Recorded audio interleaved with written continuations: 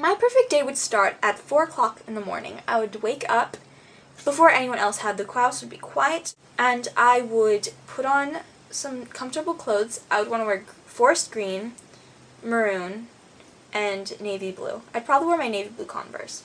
Then I would sneak out of the house, and I'd go into a nice quiet field or something where the weather will be at that moment, right before it starts to rain. And I'll just be held there. And for an hour, I would write. And then I'd write for an hour, and when I was done, I would just fold up what I have, and I'll slide it away.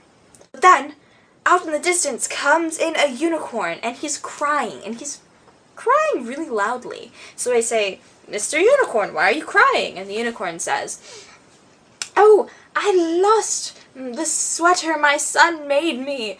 It's Father's Day in Uniformlandville-topia, and I need the sweater back so I can wear it." And I'll say, "Okay, Mr. Unicorn, I'm gonna help you find the sweater." And he said, "Yay!" We'll try and find the sweater, but it's really nowhere to be found. And so I'll say, "I'm sorry, Mr. Unicorn, that we couldn't find your sweater." And then he'll say, "It's fine, I guess there's nothing we can do." But then, from the distance, something's flying in. It's a bird! It's a plane! No! It's Superman! And he just flies in. He says, "I found the sweater. Here you go." And the unicorn is so excited because he finally found the sweater that he says, "Okay, I'm so grateful. I'm not sure if we're ever going to meet again, so I'm just going to give you this key I found because it's kind of cool. And it looks like you'll like it." So he gives me the key. And I say, "Wow, thank you, Mr. Unicorn." And I put on the key, and I just go home. And then I go back to bed, and I wake up at my normal time, and I just start doing normal stuff. I eat my breakfast, I go to school. But something's really odd. Like, people aren't, like, actually looking at me. It's kind of like they're trying to avert their attention. It's not, they just don't notice me. And it's kind of odd at first. It's extremely odd, actually, to be quite honest. But I just kind of go with it. Because, I mean, they weren't trying to be rude. You could tell that, but it was still really weird. But then some time after lunch, like right after I was leaving my class before lunch, I would hear noise. And so I would drop everything and I would run. And I'd run and I'd run until I find the source of the noise. And I'd run down streets, down alleyways, because I'm in downtown at this point, and I'd run and I'd chase it and I'd chase the sound, and then it stops, and then I'm lost and I don't know what's going on, but then I look around and I see it! It's the blue box! It's the TARDIS! And I run up to the TARDIS and I try and open the door, but it's locked. And I knock on it and I say, hey, is anyone in there? And no noise comes out. And then I look down and I see that I'm wearing the key.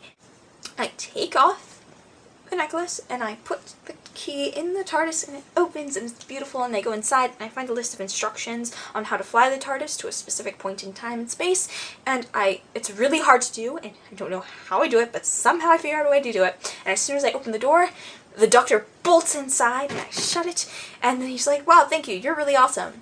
Now we're going to fix what happened because there's a problem with the Daleks." And then we fight the Daleks and there's Cybermen, and it's wonderful, and there's like all of the Doctor Who things, and it's beautiful.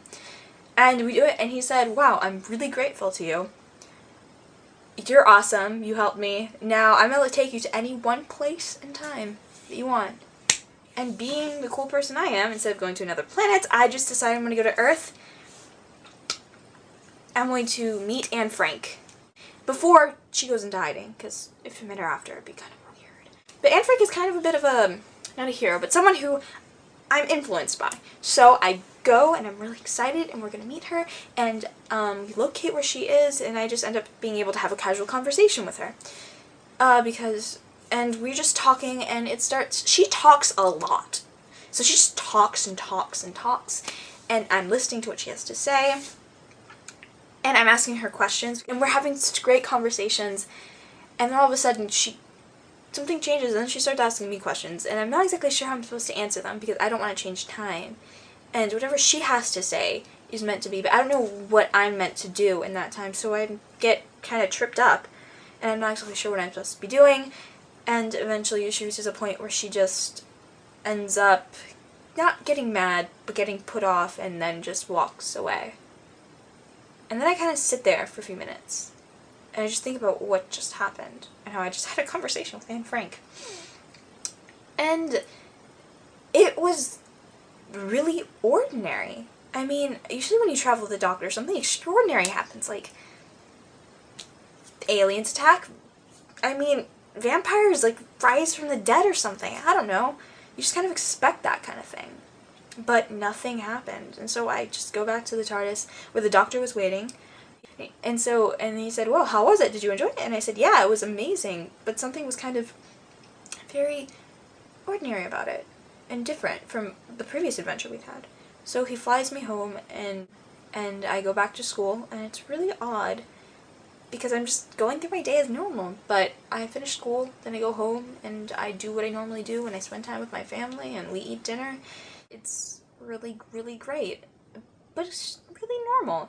And I get to stay up late, and then as I rush into bed to try to go to sleep before 12 o'clock, and I'm sitting there, and it's like 11:59, I just start thinking about how awesome my day was towards the end of the ordinary part, and then how it was in the middle with the ordinary extraordinary part, and then the just purely extraordinary part, and realizing that there are 3 great parts of my day, but they were so different, and realizing that maybe you don't need to be whisked away to a fictional place to feel special. And what made the interaction with Anne Frank so special was that it was just so normal, and there wasn't anything odd or unusual about it.